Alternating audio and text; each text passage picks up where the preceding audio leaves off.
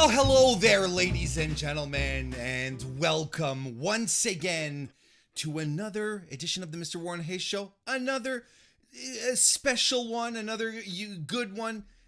We're recording this immediately after Night 2 of Wrestle Kingdom 16. The big New Japan show is done. At least the first two nights, right? Completely out of the way. We're done. But before we move on with our lives, for us to go to work, depending on where you are in the world, or, for instance, myself, hit the sack, we're going to talk about it. We're going to break it down. We're going to give you our recap and review of the show. Myself, MrWarrenHayes, once again joined by Lord Mags himself. How you doing, Magsy? Welcome back. What a difference a day makes.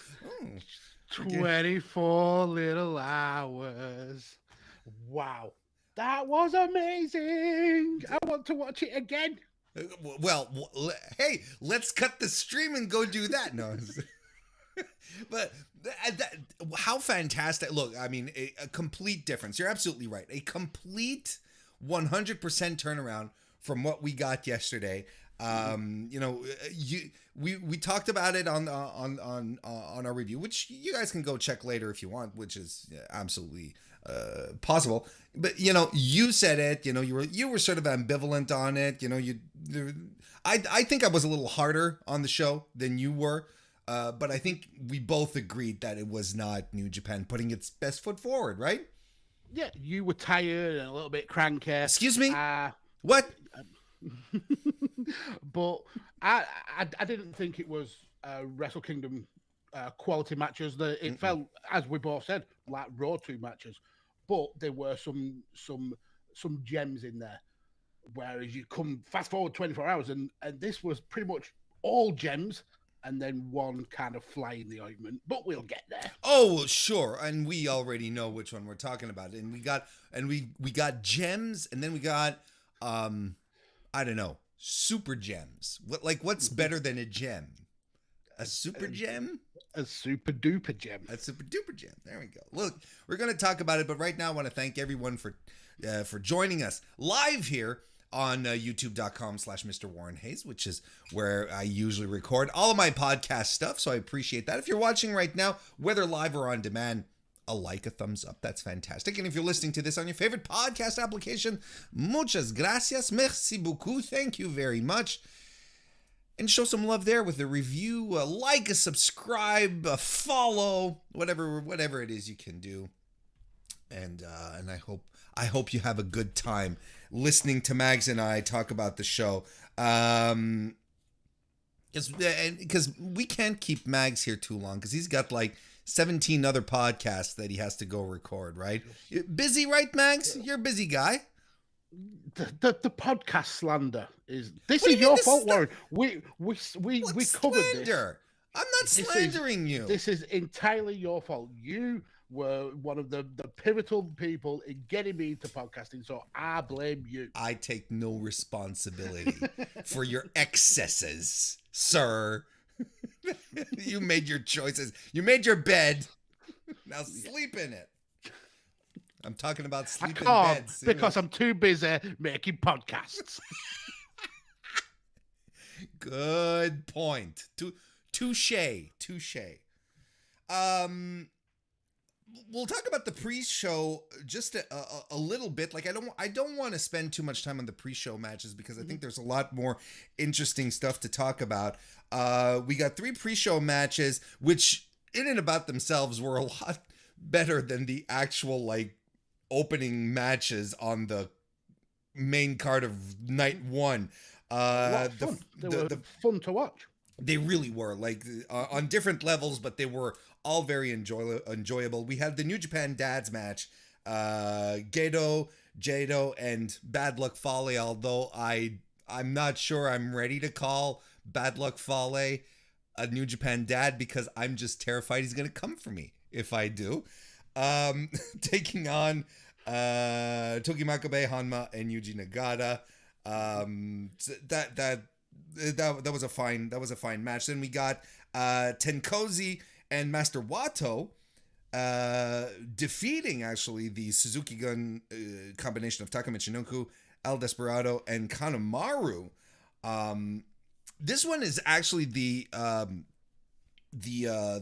pre-show match. I feel like had some type of newsworthy element to it because Master Wato got the win for his team by pinning the IWGP Junior Heavyweight Champion, El Desperado, Mags. Yeah, the champion who took Takahashi to the limit yesterday.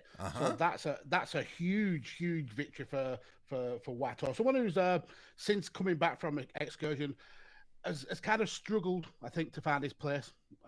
He's needed to lean on the New Japan dads, especially Tenzan more than ever. But this may be the breakout that he needs.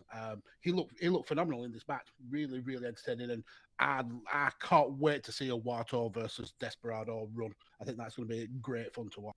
I already think, like, just the fact that he's dropped a lot of the goofy gimmick, right? Never mind the blue hair anymore and all that jazz. I think it made him a lot more confident, right? I feel like he knows better who he is as an in-ring persona than he did when he was the Grand Master and was doing this shit, And I mean, he still does that. Well, he still does it, but ridiculous. But not as goofily, Like he used to do it in a way where he'd knock his, like as if he was tucking his chin in from taking a pile driver, right? And he'd do that, and like it wasn't a good look. But I feel like I think he still has some work. But if you're going to start off the year and you want to continue to build Desperado as a fighting champion, you give him a nice little defense against Wato and give Wato the opportunities to grow, right? It's only if you grow as a wrestler if you wrestle great opponents. Wrestlers, right? Yeah. You can only get better if you face better opponents. Which is a basic tenet, and I haven't spoken to a wrestler who hasn't told me that. Well, maybe outside TJP, but that's a whole other story. Not that I've spoken to TJP, by the way. But yeah, no. This is a significant development from the pre-show. Clearly, Master Wato was going to be the next to challenge. El Desperado, and then the third one we had we had another faction war here. LIJ, the LIJ combination of Shingo Takagi, Hiromu Takahashi, and Bushi defeated the Dangerous Tekkers and Dookie from Suzuki Gun. I thought this was fun too. I thought this was very enjoyable. A lot of teases in this match. Yes, and very much. I mean, the tease of Hiromu versus Zack Sabre Jr. run, that feels interesting. The revisit of the Shingo and Tachi stuff. Can't say I'm not happy about that. Yeah, this was all these kind of prelim matches really set the stage for what we could see in the coming months for New Japan, and yeah, I'm all about that. I'm really all for a Hiromu Zack Sabre Jr. fight, feud, program, whatever you want to call it, because Zack Sabre Jr. doesn't stand for bullshit, right? He has no time for it, and Hiromu is all about the bullshit, and Hiromu just thrives in it.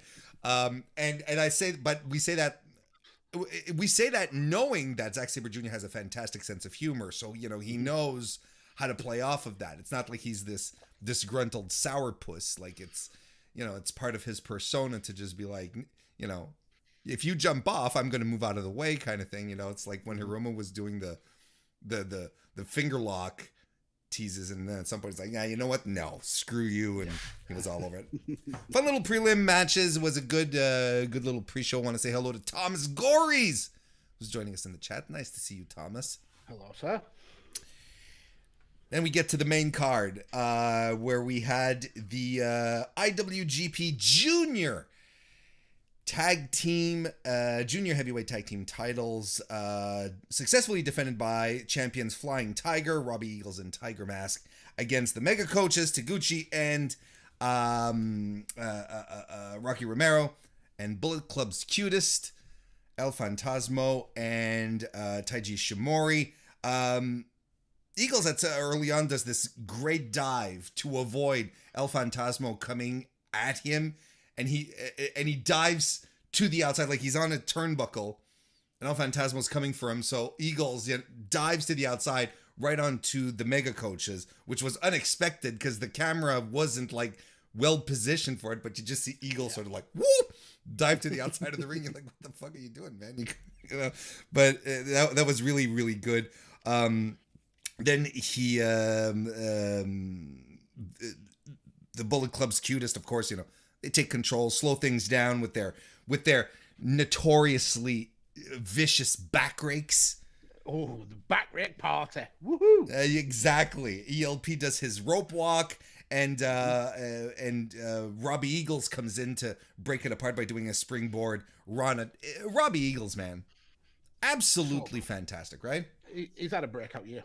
I mean, we've always known how good he is technically, but he has really broke out this year to be a genuine star. Tiger Mask does a Tiger Bomb and Tiger Drivers. Taiji Shimori, the Bullet Club do the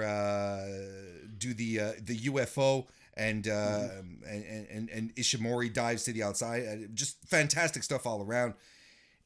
Now we get the resolution of a long-standing mystery about this alleged loaded boot of El Fantasmo, right? It's not alleged anymore. Hang on a second. Wait a second. Alleged. Just a second here, sir. So the baby faces all decide to team up and pin El Fantasmo down to finally take his boot off. The boot that, because his super kicks are so potent, because he goes and kicks giant pines in the Canadian wilderness. We all know this. This is well documented, right? Oh, do we? Yeah, well, he says so, and El Fantasmo's a Canadian hero, right? Mm-hmm. El Fantasmo, Bret Hart. Okay. They take the boots off, and then Robbie Eagles pulls out like a piece of metal from it, hands it to the referee, and the referee sort of examines it and makes the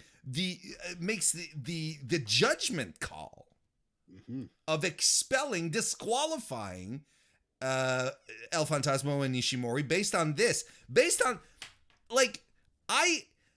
here's the thing. Robbie Eagles, fantastic guy, great, absolutely.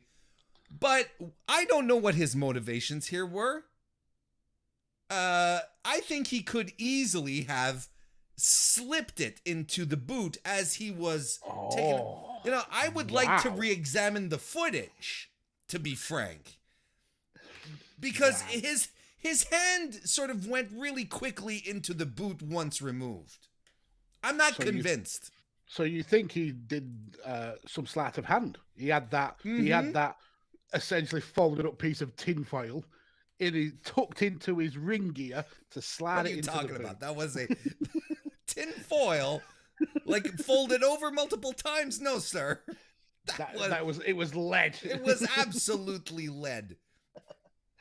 Oh, but that was a brilliant way to kind of put that fun story to bed. And the way Fantasmo was shocked that they found it. They were, wow, where has this metal come from? Well, exactly. And wouldn't that just add on to the fact that, Fantasmo was like, what was that doing there? This was not in my boot. Mm-hmm. Look at all these cops planting evidence. And then we get the Young Lions essentially carrying him to the back, dragging him, kicking him. It was pretty funny. It was brilliant. That referee needs to be admonished. He doesn't have the authority to change the rules. No. Who does he think he is? Earl Hebner? right? And we all know how that turns out, right? Exactly. Selling knockoff T-shirts. I'm telling you, man, there's a conspiracy with wrestling referees and high-level Canadian athletes. I'll tell you that much anyway. Robbie Eagles gets the win on Rocky Romero. He has him submit. Fun. It was a fun one. I very, very in and out. Didn't overstay its welcome. Touches of comedy because y'all had, you had Taguchi in here, Rocky, El Fantasmo. It was fun. Yeah, and compare and contrasted to yesterday's main event, this set the stage for a good show. Yesterday's was kind of slow and dour. This did everything it needed to do. Like I said, it didn't outstay its welcome. It was fast paced. We got comedy. We got some great wrestling. We got the good guys winning, and we've still got the continuation of the road to 69, which is going to be fun to watch. Next, we had the Stardom tag team match, which was really exciting to finally get to see on the card, and second from the bottom on top of that. So that's really cool too. We had the tag team of Saya Kamitani and Tam Nakano defeating Stardom icon Mayu Iwatani and the Starlight Kid. The Starlight Kid and Saya go at it first. Mayu comes in for some double teaming. And from what I understand here in this match, just by the way, because I'm slowly getting myself more and more versed in Stardom, watching more and more. These were all people, well, like I know Saya and Tam just at the Queendom event last week. They fought each other. They had a war with each other. One of my favorite matches of the night. And Mayu and Starlight Kid are in different factions, and Starlight Kid is actually she's a heel these days, as they like to say, a little shit right now. But they sort of put all the storylines aside, you feel, for this one. It really was an exhibition of 4 fantastic talent from Stardom. There was this great moment where Tam ducks a lariat to do a crab crawl to take down the Matrix walk. Exactly. That was gorgeous. That was really, really good. Mayu hits a crucifix bomb as well. Asai moonsault by Starlight Kid on top of that. Fun spot here where Starlight Kid climbs onto Mayu's shoulders while Mayu is up on the second turnbuckle, and she dives off of that. So that was just way too high, but still fantastic. Yeah. It was great. Tam crossbodies off the top rope as well to the floor. Saya hits a nice Northern Light suplex. Starlight Kid kicks out of a schoolboy suplex as well. Lots of near falls as well. We get a tiger suplex by Tam, who can't hold on to Mayu as she tries to bridge, but she can't quite do it. Star Crusher by Saya, followed by the Phoenix Splash on Starlight Kid for the win. We got Saya getting the big Wrestle Kingdom Tokyo Dome pin here. That's a nice show of confidence. What did you think of the match? I thought it was glorious, absolutely glorious. As someone who is very new to Stardom, very, very new, this was mind blowing. Seeing women wrestling done right. There was no kind of there's no comparison compared to what we get in Western wrestling. It's as simple and clear as that. What we get with AEW and what we get with WWE, this blows it totally out of the water. It was fast paced. It was full of action. It was full of death defying moves. It was glorious, absolutely glorious. I will definitely be watching a lot more Stardom from now on. This was a brilliant showcase of what Stardom brings to the show, and I really loved the fact that Kevin and Chris on commentary really put over Stardom. They really did. And saying how it's become the second biggest promotion in Japan, that it's catching up with New Japan in terms of fans and in terms of attendance. Yeah, I'm hooked. After this one match, I'm hooked. Yeah, no, it was absolutely fantastic. Just some great stuff with 4 of their top talent as well. But the pace of this match, I think, was really what is really the big point of it. It's just, but all Stardom matches are like that. It's wild to me. Yeah, I have been missing out. It's really wild to me, and you know, the comparisons with what we get like in Western wrestling, North American, European wrestling, what we're exposed to typically, of course, is night and day. You know, the Stardom ladies, they start training very young to begin with, right? So that and they retire. Most of them retire very young as well, because the pace is so crazy, so demanding on their bodies, and they wrestle like 70, 80 matches a year. So the pace catches up with you really, really quickly. So it's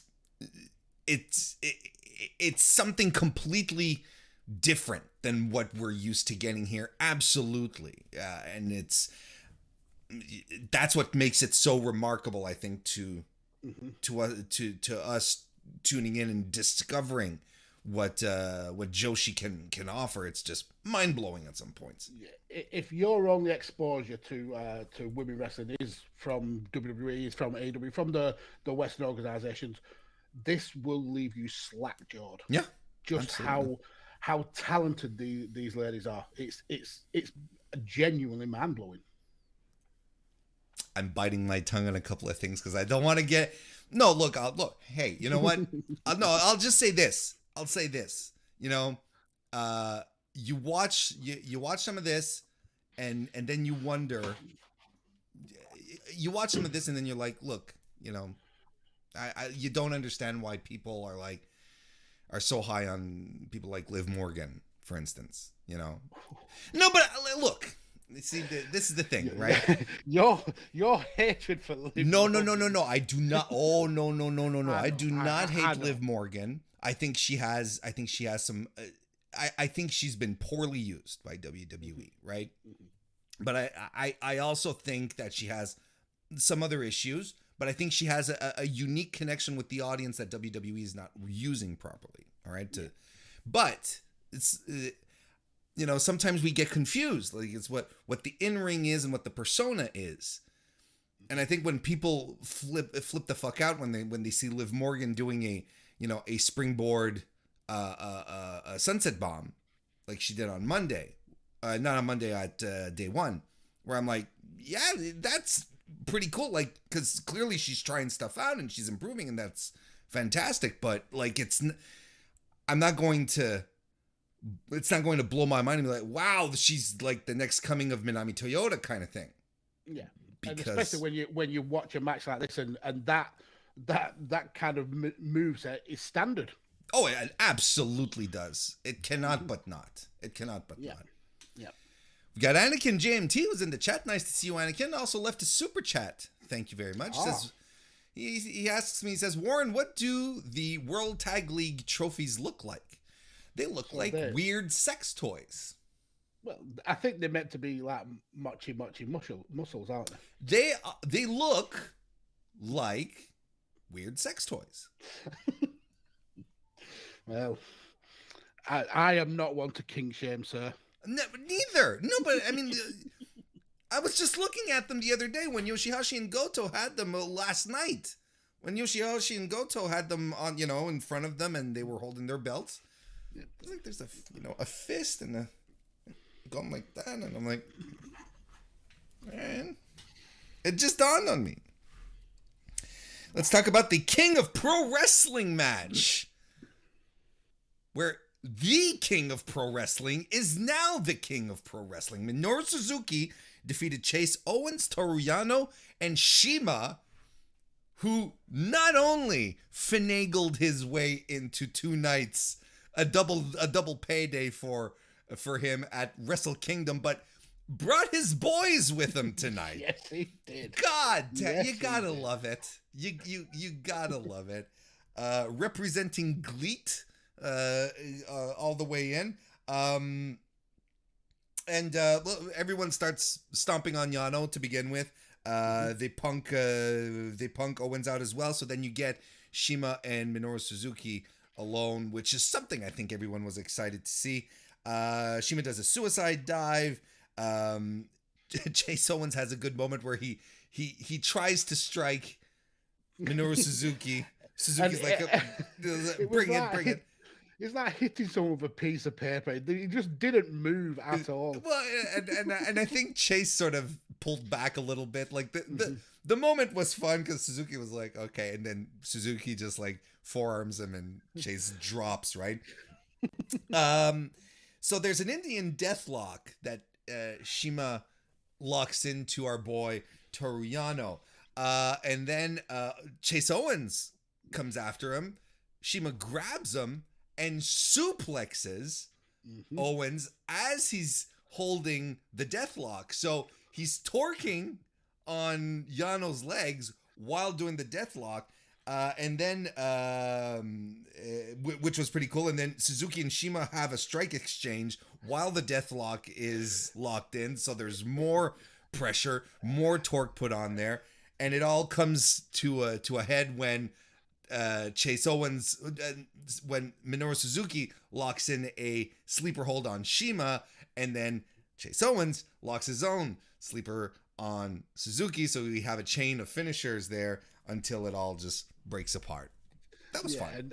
And the best part of it was Yano screaming to Shima, "Stop falling down! Stop falling down!" It was so good. It was so good. Shima air raid crashes. Owens gets his meteor in. Yano low blows Suzuki while the referee is distracted, and Shima at the same time, because again they were in the sleeper holds abounded in this match. And eventually it's Suzuki who gets the win with the Gotch style on Yano. And after the match, Yano avoids a further beatdown by Suzuki by handcuffing him to the top rope. I think officially welcoming Minoru Suzuki into the wild, wild world of the King of Pro Wrestling matches. What'd you think of all of it? I thought this match was a hell of a lot of fun. A lot of fun. I'm not entirely sold on the King of Pro Wrestling stuff. I think it got old very, very quickly.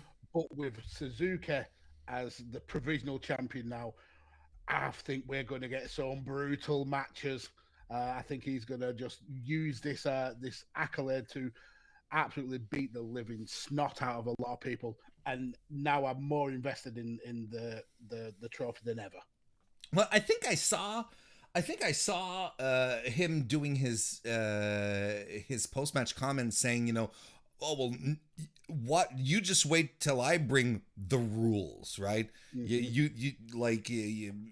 just, striking like, MMA style, yes, he can definitely bring another level to this. I don't think it'll be like, a blindfold match or stuff like that, which is kind of tired.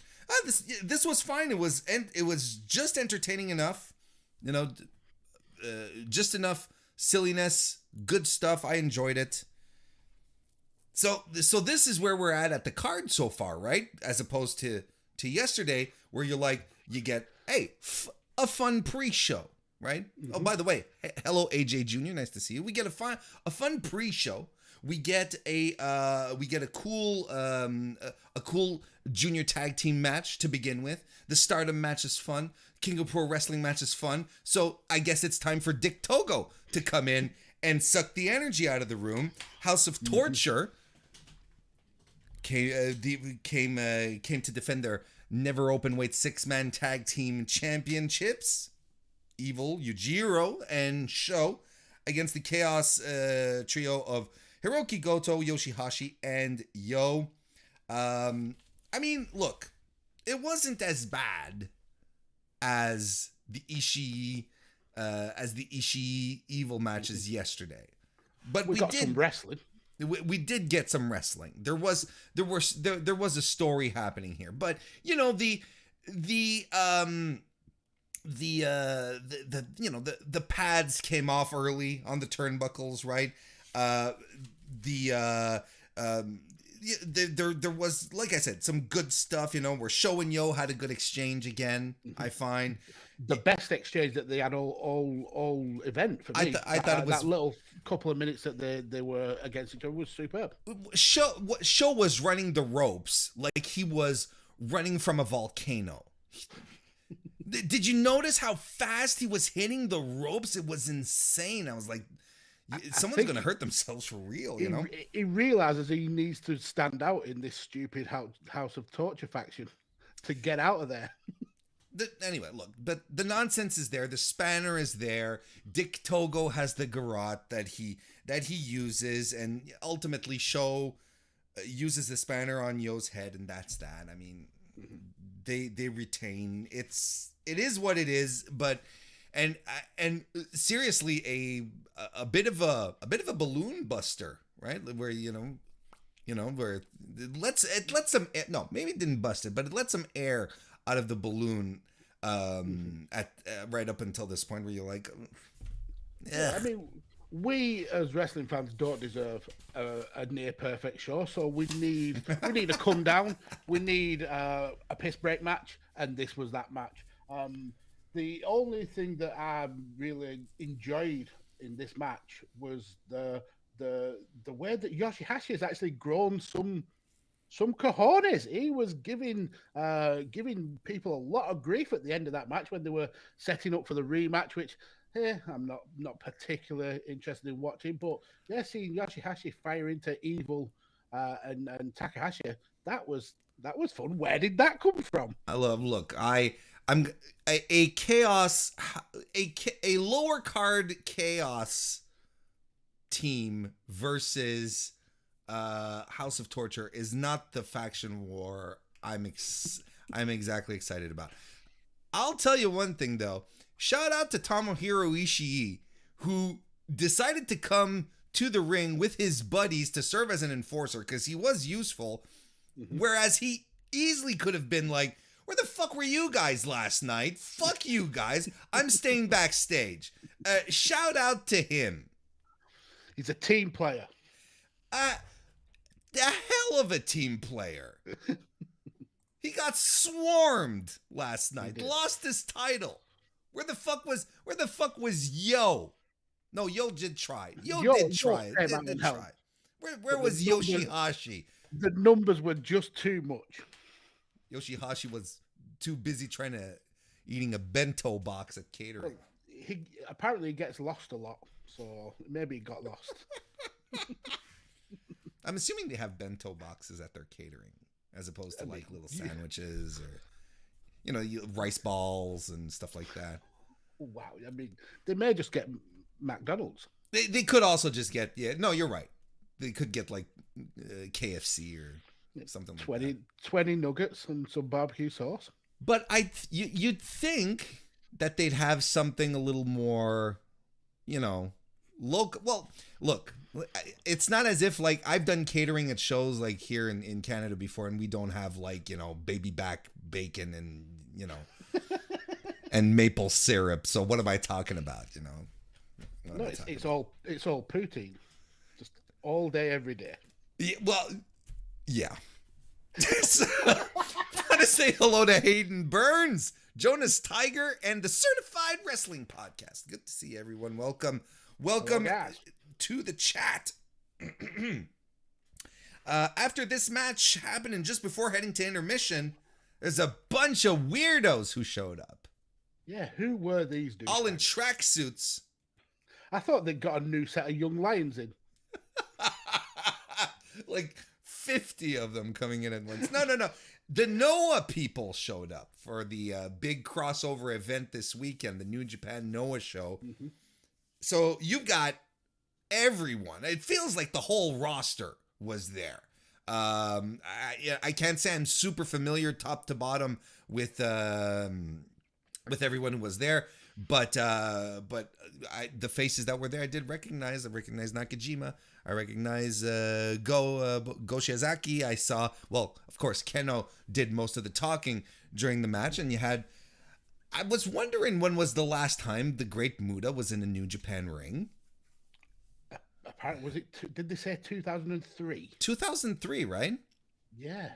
And he was there taking photos as well, so you could tell it really meant a lot to him. It really did, and good for him. Good for him for being there as well. Keno basically cuts a promo on how New Japan sucks and Noah rules.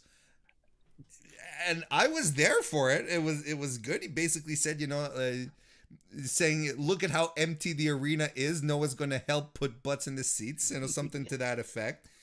And this is what I kind of found funny, though. It drags out LIJ, right? The Shingo, Hiromu, and Bushi, because the other dudes are warming up for their match. And they come out, and Shingo sort of talks shit. And Keno's like, well, let's settle this. Come on into the let's fight. Let's get this out of the way. And Shingo jumps up on the apron. There's like 50 dudes. I'd still back Shingo to win that fight. Shingo sort of goes, you know what, forget it. And I mean, I appreciate a smart babyface. Don't get me wrong. If this was like 2019 Seth Rollins, he would have taken everyone on, because Seth Rollins is a big dopey babyface, right? But Shingo's like, nah, I can't do this. And I'm like, Keno, what were you expecting? But then it got me thinking, where was the rest of the goddamn roster? The rest of the New Japan roster, right? I mean, they saw Shingo going out and thought, they don't need us. We'd be overkill. We'll go back and get our bento boxes and rice bowls. Shingo's got this. Look, I appreciated the segment, and I'm glad it didn't go overboard. I'm glad it didn't go further than it did. I think it was absolutely fine. But there is something strange about, an invasion of sorts. It's not like it's 2 or 3 guys. It looked like the entire Noah roster was there. You could at least have come with bring the dads, right? Bring the rest of Bullet Club. That's not, maybe not Bullet Club. Bullet Club doesn't care. But bring the under guys. Bring some young lions. Feed some young lions to them. That wouldn't have been that big a deal. Look, it was a fun little segment. It's what the WCW invasion should have been. To a degree, right? I mean, But that was fun. I enjoyed it. Sets the stage for this Saturday, which, by the way, I will be doing a post show. I will be watching it this Saturday and doing a post show immediately after with Kevin McElvany, editor-in-chief of Pro Wrestling Illustrated. So you guys should pop back in so we can talk about that some more. Yes, I certainly will. As we're talking in the chat, they should have sent Hook. If Hook had been on the New Japan roster... That's too far. Hook and Takagi would have just laid waste to all. You don't even need Shingo at this point. You send Hook in. He no-sells everything, right? Anyway, so you send him in. He no-sells everything. Let him do a couple of suplexes, and we're good. Yeah, done. We also got some event notifications as well. The New Japan Cup is going to be starting on March 2nd, so that's really exciting. And Wrestling Dontaku this year is going to be held at the Fukuoka Dome. New Japan going back there.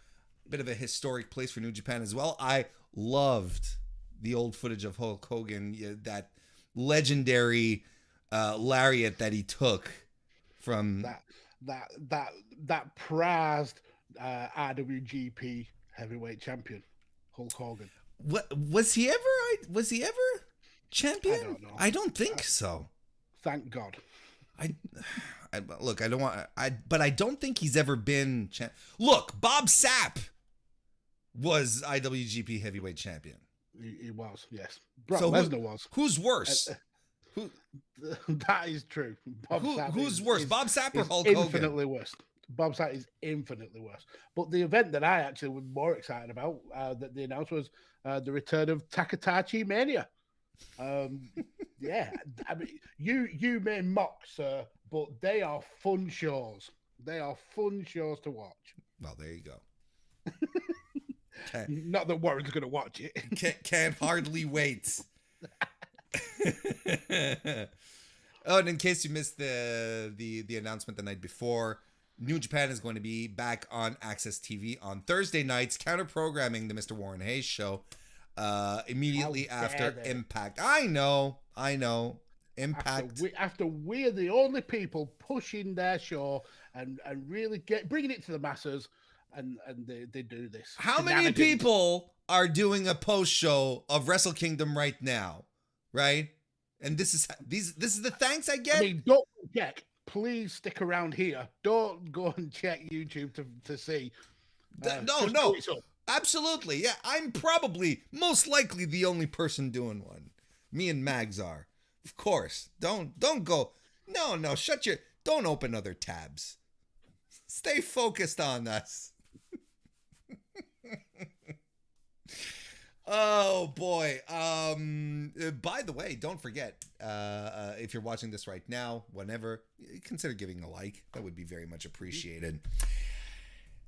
We come back from intermission to get Sanada defeating the Great Khan in a pretty fun match. I enjoyed this. Grappling to start with.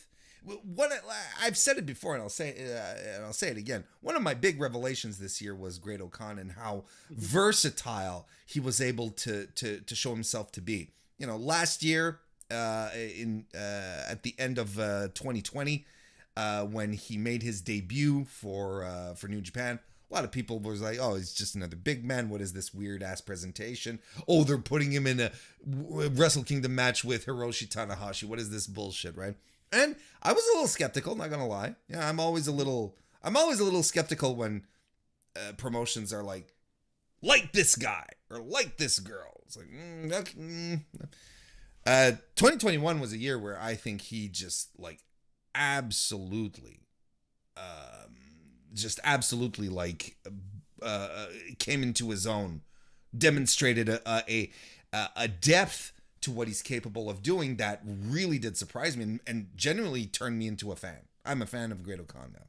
Yeah, and he kind of he turned the whole big man kind of persona on his head, because his whole aim was to be able to wrestle other people's style. I mean, the storyline going into this match was he was going to wrestle Sanada style. He was going to take him on in that handsome style, as he put it. So yeah, I am exactly like you. I didn't get the character. I thought it was just another typical big man, but he has grown on me. I really enjoy watching him. And that's pretty much what he did in this match. I mean, he pulled out his own his own hits as well. Hits a gourd buster. He did the Mongolian chops, which were blocked. He and Sanada had an exchange, because Sanada was like, "Yeah, you're gonna wrestle my style. I'm gonna wrestle yours." Right? It was a little back and forth here. He avoids the Paradise Lock, and he teased the Pescado yesterday, and we did end up getting it. Nailed it. He really did. And Sanada's face was sort of like, "Oh shit, he's doing it," kind of thing. It was really good. There's a series of reversals as well. Great Khan, tries to go for an O'Connor roll into the bridge pin that Sanada does. Sanada even goes for it at some point, and he just puts up his hands and blocks him. Like, he's not missing a beat here. Sanada breaks out of a tiger suplex. They start strong styling each other, doing some throat thrusts. Jumping kick by Sanada is answered with a straight right that just drops him. Great Khan does the Sanada moonsault, but gets Gedo clutched by Sanada, who gets the win thanks to that move. I liked the match, but it was just a wee sloppy. Like there was a couple of moments where it's like, there was a moment where Sanada did a moonsault where clearly Great Khan was supposed to catch him, and he kind of, and I'm not saying it's an easy feat to catch a 220 plus pound man flying through the air. Not an easy thing to do.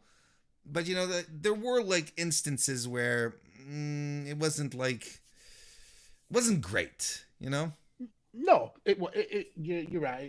It wasn't the best match on the card. It was perfectly fine. It was entertaining. For me, weird booking. Um, I don't think the win really does anything for Sonata. I think it felt like um, a booking for an Orkhan win would help elevate United Empire, especially when we kind of assumed that Ospreay was going to lose the main event. I thought that maybe the rest of United Empire getting wins would have made sense, but they didn't. They battered all for three on this show, which is I don't get. But I enjoyed the match, but it wasn't both guys' best match by a long stretch. No, but it was fine. It was entertaining, and you know, it wasn't a terrible match by any stretch of the imagination.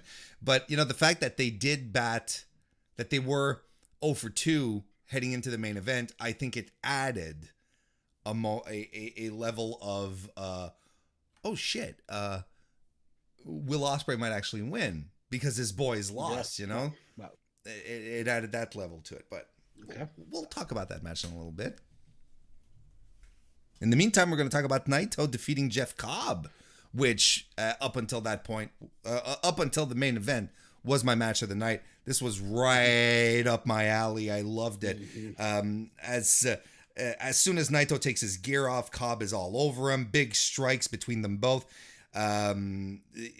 He dumps Cobb to the floor, and while they're on the floor, they fight a bit. Cobb deadlifts Naito into a suplex position, right? But he doesn't quite suplex him yet.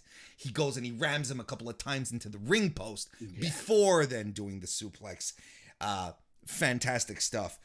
Back in the ring, Cobb gets Naito into another suplex position, but instead of dropping him as a suplex, he instead just like, you know what? I'll put him in a gorilla press and then I'll toss him. Now, Jeff Cobb, we know, is a big, strong guy. And I love the fact that he's booked like a big, strong guy, Mags. I really do. I think Jeff Cobb may very well be the best big man in wrestling today. He does things that even guys like Keith Lee can't do. And Keith Lee is an amazing big man. Jeff Cobb stands alone as the best big man for me. He is so talented and yet so technically skilled. This guy should have all of the belts. All of the belts. All of them. But but he is very, very good, and he's come into his own so much this year. It's absolutely fantastic. And this match has been all Jeff Cobb for at least for it has been for a good part of the match. Jeff Cobb is completely in control. Naito finally starts working the knee, which he had been previously working in the Road 2 shows. So Naito basically using his brain here to sort of set this up so that he would have an out in this match. Cobb dodges a drop kick from Naito, drop kick to the knee, and instead just belly to belly overhead suplexes Naito, just like, and there you go. Naito hits an Esperanza. Cobb avoids a Frankensteiner with a huge power bomb. A Tour of the Islands is reversed into a calf slicer as well, which was really cool. Cobb beats his way out of a gut wrench German. There's an enziguri by Naito, that's answered with a huge lariat by Cobb. But it's a destino ultimately that ends the match. Mags, were you surprised by the result here? Again, I think that it felt like weird booking and kind of burying almost the United Empire. But you made a good point yesterday that kind of changed my outlook about going to the well and bringing back the greatest hits to bring back those fans. And Naito is certainly one of those. Those people who need to be at the forefront of New Japan. But I don't think Cobb loses anything in this match in terms of stature. He was phenomenal. And the whole kind of story we went on from Cobb not even taking the Tranquilo on, not being phased out by Naito's mind games. There's a section in the middle of the match where Naito's essentially doing what Chase Owens did to Minoru Suzuki, trying to clobber Cobb, and he's just absolutely no-selling it. It's such a great story, well told. in the grand scheme of things, the right winner for New Japan, but just felt a little bit weird that United Empire coming away with absolutely nothing. But yeah, the finally hitting the Destino. I think he attempted it maybe 5 or 6 times throughout this match and wasn't able to get it off. But then landed the Valentia, landed the Destino. Yeah, this was phenomenal. This match. Absolutely phenomenal. I really liked it. I thought it was fantastic. I think once again it shows that Jeff Cobb is more than capable of hanging with the top people in the company. You know, he's done it with Okada a couple of times in 2021. Here he is with Naito, and yeah, you know, ultimately, well, look, we see what happens. We'll talk about it when we get to it. But yes, you know, clearly New Japan going back to the old standards, pulling out the old playbook, and there's nothing wrong. There's nothing wrong with that after a year, which was such a disaster for them. I think it's absolutely okay to go back and play safe and get the draw. It's like, look, it's like we were talking about yesterday. You know, 2021 was not a great year for a bunch of reasons, but COVID particularly hit attendance hard for New Japan. So, you know, you can argue that Shingo wasn't a draw, but who would have been a draw, right? But you can make that argument. Go back to Kazuchika Okada, make him champion, have him hold the belt throughout he's a proven draw. He was a draw for 3 years straight. He's the only guy people wanted to see. People were ready to pay money just to see that guy wrestle in Japan and in North America as well. Wherever, especially when you're going into an anniversary year like the 50th, that's huge. You want as many people in attendance, as many butts in seats as possible, and Okada in a top position, Tanahashi in a top position, Naito in a top position. That's who brings the fans in. Well, there you go. Why are we saying Hiroshi Tanahashi is in a top position? Well, he reclaimed the IWGP United States Heavyweight title from Kenta in the no disqualification match. Now,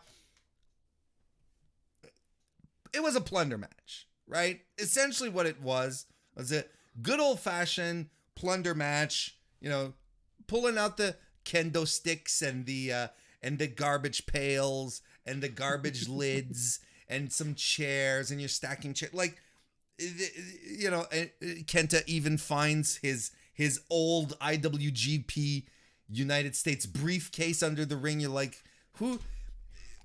Like, even outside of kayfabe, okay? Even outside of the fact of you're wondering who travels with that,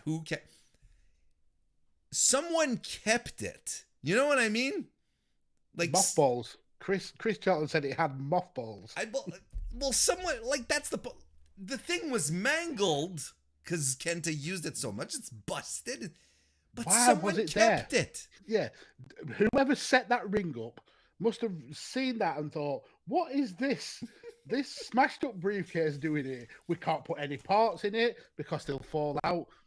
Just throw it under the ring and we'll deal with it later. You can't even, that's it. And then the road crew's like, no one asks any questions. Everyone's just like, like, I don't, like, we're less concerned by Tanahashi finding an acoustic guitar under the ring.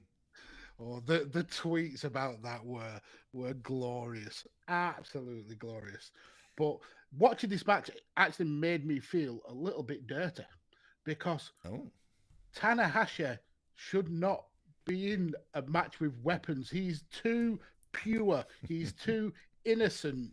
To see him beating somebody up with chairs and doing the slap nuts, it felt wrong, but also right. I think, the tweets were very funny, but you know, it is very funny to see Tanahashi walking around with a guitar just a few days after Jeff Jarrett decides to he himself come out of the mothballs and hit a wrestling ring to go crack a guitar over Effie's head, right?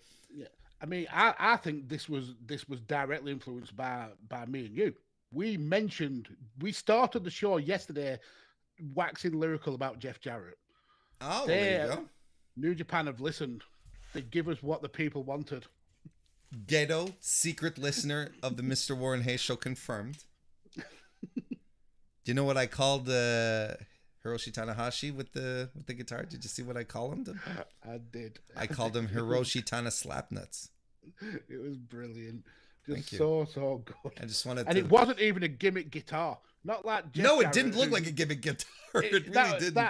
He full on wailed Kenta with that guitar, Jesus, and it barely made a dent. It barely. You could have still played that guitar.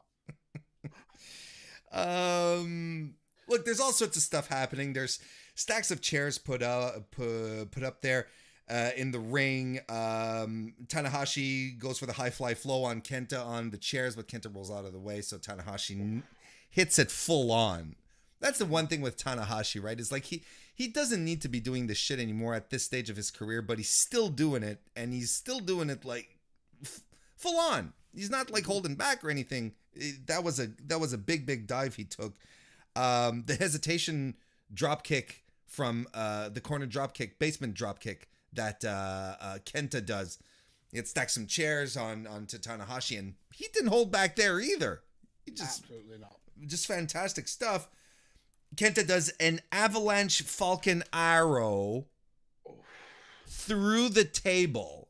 Through a Japanese table, first of all. And I would have been content with that spot.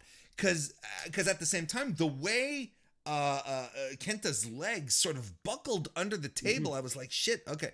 It could have been a lot worse.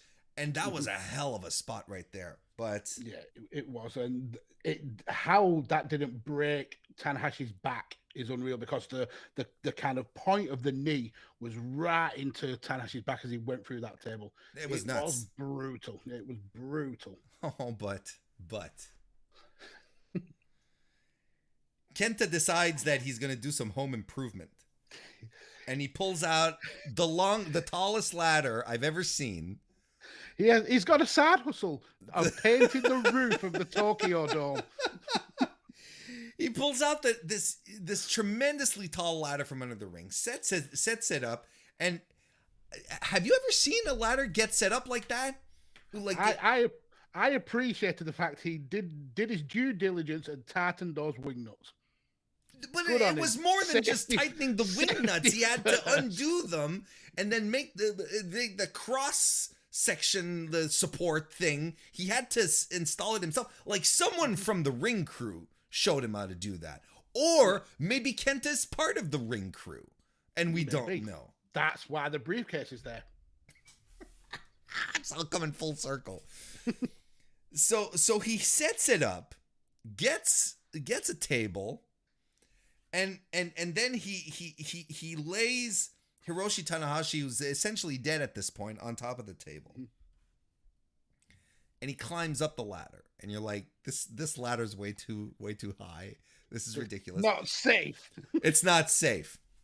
So you're like, so Tanahashi rolls off the table and starts to shake the ladder to jostle him off, and we're like, oh, okay, phew, kind of thing, right? It's like, all right, no one's going through a table, but Kenta does fall off, and he cracks his face on the trash can. You know these aluminum trash cans that everyone is like, oh, look at how soft it is. You know, it mustn't really hurt.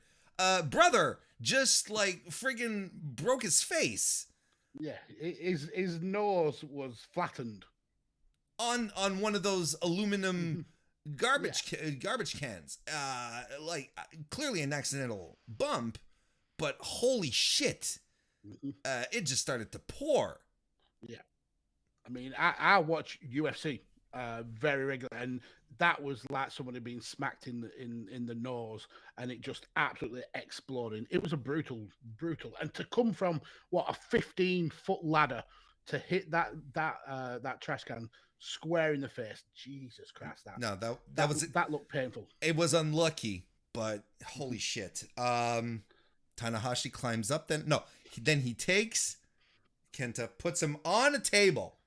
Then Tanahashi climbs up on the ladder and does a high fly flow from all the way up there and in the the ladder is nosebleeds. wobbling, and you're like, oh my god, what the, like one of the most stressful spot of the evening, and he just thwomp, just crashes on top of Kenta, whose face is already destroyed and is bleeding, gets the pin. Holy shit. That's all I gotta say. What a fun one. That was so good. That was a hardcore match done right. It was amazing. Absolutely. And the callbacks to other hardcore matches with the stacking of the chairs. Yeah, I loved it. It was Good progression. Really good progression to lead us to the huge insane spot. You know, starting off with the, you know, all the little plunder stuff, and then it just got worse and worse and worse, like a wrestling match should do. You know? Yeah.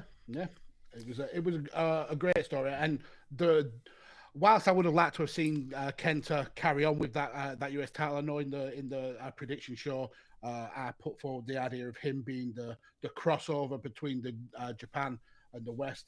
In terms of booking for Japan, Tanahashi's champion makes a perfect sense. I'm gonna circle back to what I was saying yesterday, that if you're New Japan and you're saying that the US title is our passport into the US, that it's the one thing that we want the Americans to gravitate around, the American crowds want to pay to go see New Japan shows if they see the Japanese talent. Yeah.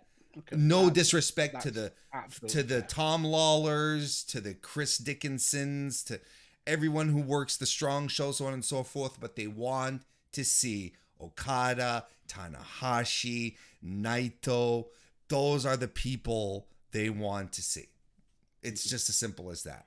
So putting the title on Tanahashi to me means, it feels like they're ready to, they're going to push a little harder into the US, because people will pay to go see Hiroshi Tanahashi wrestle. Much more than Kenta. And again, no disrespect. There's one guy who's a draw. Tanahashi's a draw. He's the ace of New Japan for a reason. There you go. I want to say hello to Jason PS3 and Evan Wright, who are in the chat. Nice to see yous. Hello, guys. Well, I think that's all we had to talk about. So we're going to wrap it up. Yeah. Nothing more to see, folks. One other match happened, but it was so inconsequential. Well, I must say we called it as well. To be fair, we absolutely called it. What did we call the conclusion? The result? Yes. You're right. You're right. But what a match! Oh God, Kazuchika Okada successfully defended the IWGP World Heavyweight title against Will Ospreay in a match of the year candidate straight off the bat. No questions. Best match of this couple of days by a landslide. Oh, not even close. It's not even close. The idea here is having two elite world-class talent deciding to put on a wrestling match. And this is what you get. And when you tell them, go out there, guys, and tear the house down, that's it. When you have the quality of talent like a Kazuchika Okada and a Will Ospreay, and you just give them, just say, go for it, make this happen. Look at what happens, man. Absolute gold. Stunning. Yeah. And I love the way it started as well with Red Shoes. Red Shoes waving off Will Ospreay's claims that he's the champion, and when he offers the Red Shoes the belt, he's like, nah, not this belt. This is the real belt. This is the real belt. Brilliant. Just a great way to tell a story. And this is a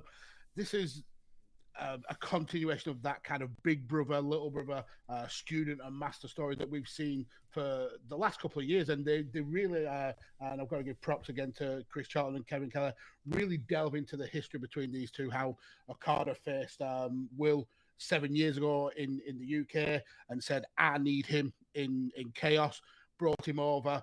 Will got too big for his boots, turned on Okada, started his own faction, which led to this. And it was, if you watch one match over the next week or so make it this match. This is it was glorious. It was everything. This is something that you make time for. You open up your calendar and you reserve the 45 minutes or so. It was even shorter than that. It was under 40 minutes if I'm not mistaken.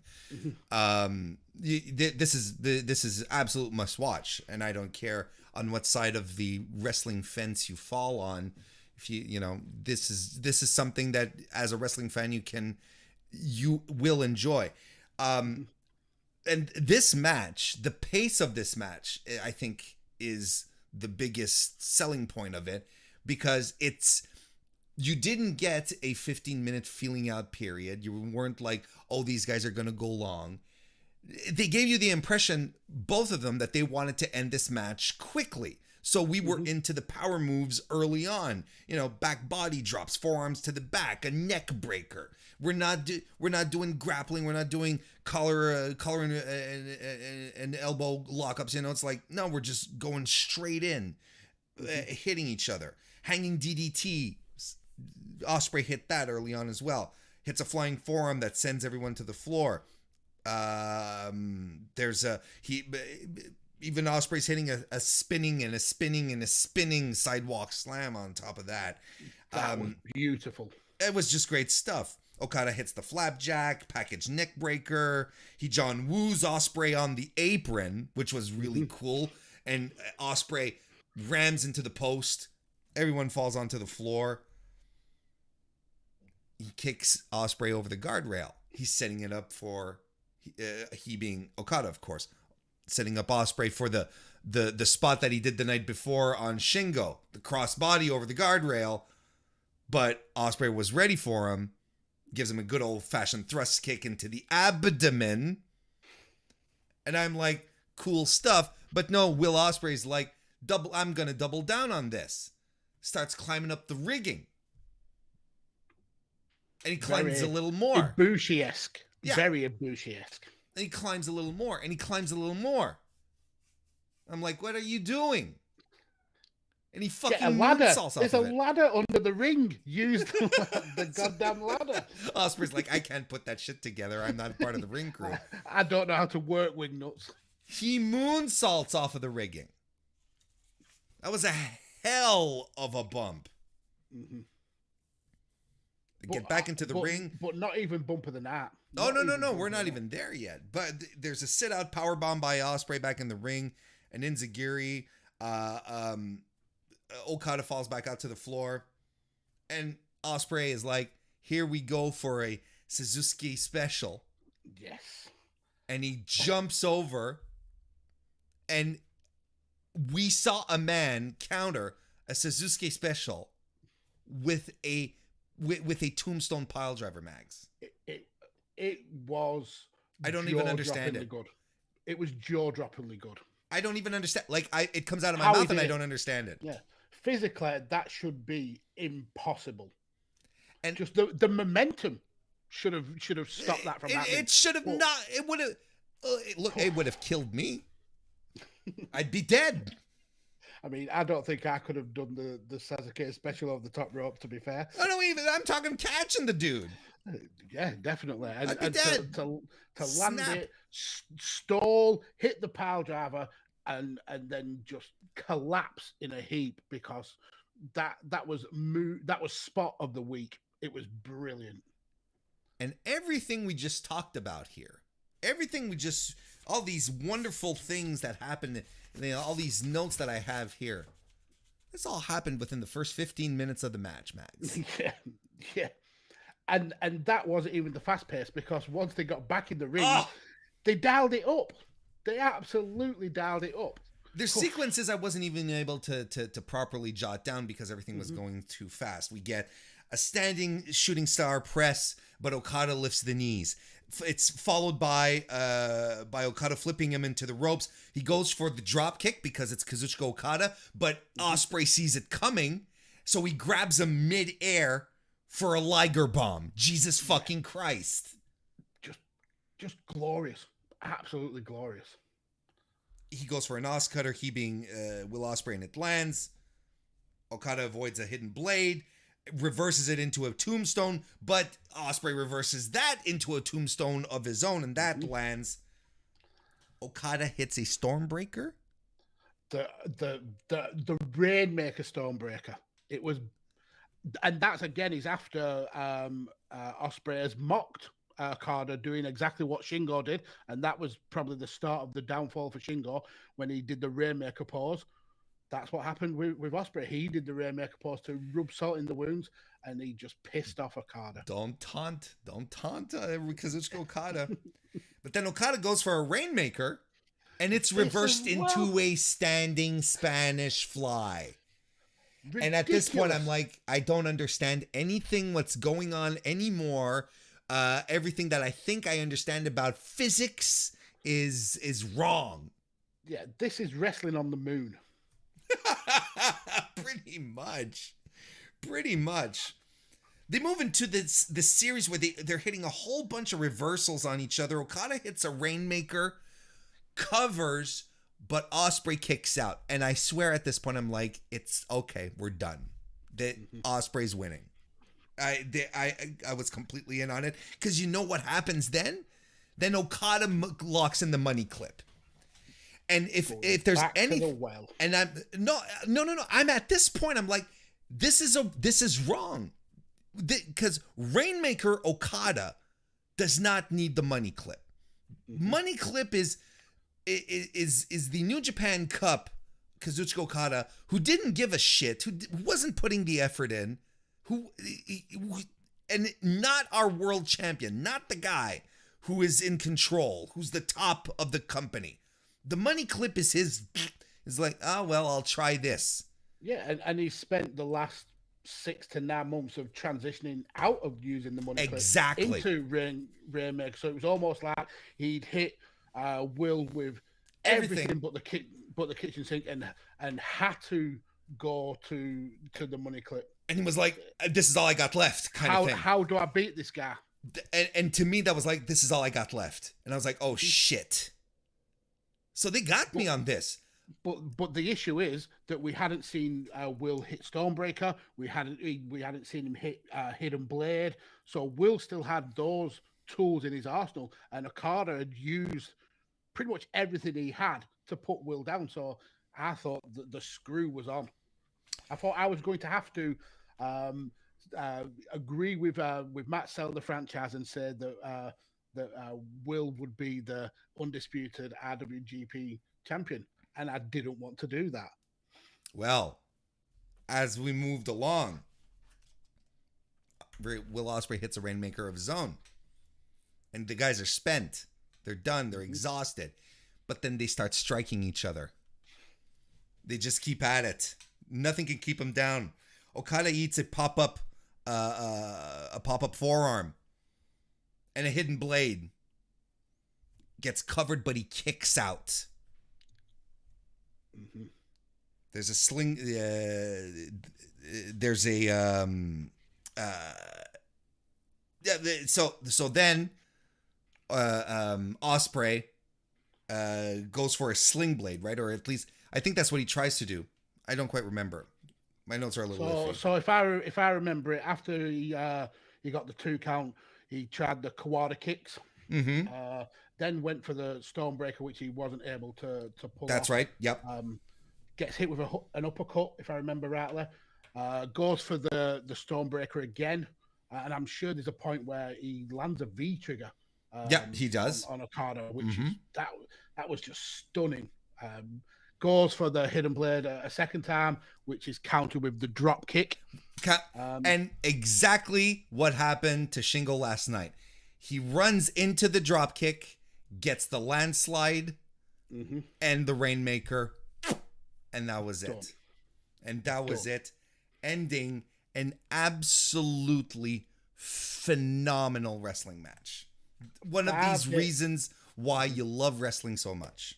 Yep, 5 days into the year of our Lord 2022, and you will struggle to find a better match all year. Oh yeah, absolutely. This one will absolutely be on lists. There's no question about it. And what made this match work is, of course, all the history the storytelling that always adds in more and more every time as Ospreay continues to try and get one over on Okada, tries to put him away for the big match. That's his thing. That's what he wants. That's what he keeps trying to do. He's the nemesis at this point. This is the kryptonite. Yeah, exactly. And Okada coming full circle on the story that they started in 2020 when Okada was mailing it in, wasn't quite there. You're like, people, you remember that. I'm sure you remember the discussions that people were having last year. It's like, oh, is Okada finished? Yeah. He can't go anymore. And I was convinced. I was like, he's just not putting why would we be seeing him on his best when there's nothing to motivate him to be at his best? There's no crowds. There's no crowds. He's not in the title there's picture. No one to entertain. Yeah, there's not in the title picture. He was floating essentially in limbo. Yeah, he had no reason to kill himself for essentially nothing. Where this Okada is the 2017 to 2019 world champion Okada, and he's firmly established himself again as the best wrestler in the world. And it started. It started last year. Entered 2020. It started in 2020, and then throughout last year, you could start to see, starting to screw less around with the money clip. But then his whole story of the G1 was the return of the Rainmaker. That's essentially what it was. Rainmaker's making a comeback. He's devouring everyone in in his block. Jeff Cobb doing the same parallel. Mm-hmm. He becomes the final boss of the G1 for Okada, and he does it. And then we get to Wrestle Kingdom. Defeats Shingo in a great match. Don't get me wrong. It's just the match that he had tonight with Shingo was just, and with Will Ospreay was completely out of this world. Yeah, I mean, two of the best matches that you'll see, but this one far eclipsed the match from yesterday, and I absolutely adored the match from yesterday. Oh, me too. Two nights in a row, Okada has not only brought it, but excelled. It's just phenomenal wrestling. So, final thoughts on Wrestle Kingdom nights 1 and 2, Magsy? If you had to wrap it up in a couple of sentences, what would you say about it? Watch the very end of Night 1 and the majority of Night 2. I thought I'm still not convinced that it's 2 nights worthy. I think that this could have been compressed into one super show, but it was glorious. This was a return to the wrestling that I fell back in love with. It was amazing, and I'm so glad not only to have been able to watch it, but also to kind of share my thoughts and viewpoints with you and the lovely people of the MrWarrenHayes show. Well, thank you very much, but yeah, no, I think it's as an event, I think it's a very uneven event. Mm-hmm. I think night 1 is entirely skippable outside of the main event. There's nothing really significant outside of that happened. The junior match was good too. El Desperado and Hiromu had a hell of a match themselves. So, last bit of night 1 is very good, but night 1 in about itself is, it wasn't a good show. It wasn't something that we sat here and were really enthusiastic about. Yeah. But we come over to night 2, and even outside of the extraordinary main event, this lightning in a bottle that we were privileged enough to see, the show was fun. It was a fun show to watch from top to bottom. Mm-hmm. Aside from the one match. Well, of course. But you need that match to kind of cleanse. No, don't start saying that we need Dick Togo. We don't. Stop this. We don't. But yeah, Night 2 is infinitely better than Night 1. Definitely go and check it out if you haven't already. This is everything that's good about wrestling. And these post shows are everything that's good about podcasting with Lord Mags. I appreciate it so much, man. I can't thank you enough for coming on both of these post shows to chat with me. And we even did the pre-show together. Mm-hmm. One last time, let everyone know where they can find you on social media. Yeah, it's been an absolute blast, and thank you so much for giving me this opportunity to chat New Japan. We clearly don't do it enough as a community, and we definitely need to change that. You can follow me on Twitter at PodfatherMags, and I'm not actually going to push one of my shows today. I'm actually going to give props. I'm going to shill for Bell to Bells. Because yesterday, Bell to Bells released the first 100 of their first Bell to Bells Women's 500. Some amazing names on there. And today, we'll see the second 100 of them. The work that Warren, Kristen, and all the team over at Bell to Bells do, especially on the day where we've seen history with a Stardom match on a Wrestle Kingdom main show. Definitely go and give the team at Bell to Bells their props. They absolutely deserve it. And go and check out their Women's 500 because they are doing what's best for women's wrestling. And we all should appreciate that. Thank you very much, Magsy. That's very kind of you.